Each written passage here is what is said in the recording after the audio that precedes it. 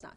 But as far as us, today's actually our warmest day this week, believe it or not, but that's all going to change tonight. So 64 degrees is where we're at right now. Winds only at 7 miles per hour, but we're a lot gustier in Las Cruces. So we're looking at 58 degrees out there, westerly winds at 16 miles per hour, 21 mile per hour gusts. And here's your gusts across the region. We're looking at 17 in Silver City, 31 in Deming, 22 in Juarez, 24 at the Pass. El Paso is going to be around 15 to 20 for today, and we're still going to be windy tomorrow as well when we dip into those cold temperatures.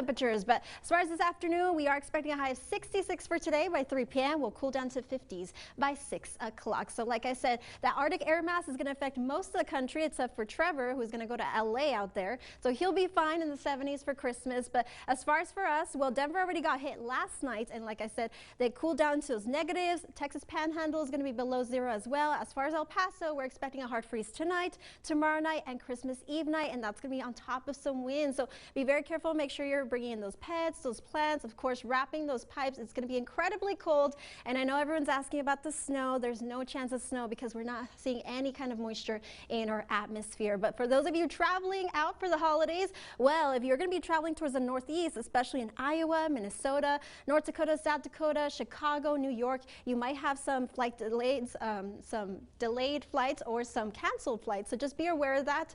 And as we look ahead to your evening forecast, well, by 7 p.m. we're looking at 55 degrees. We'll cool down to 48 by 9 p.m. And here's your highs for today.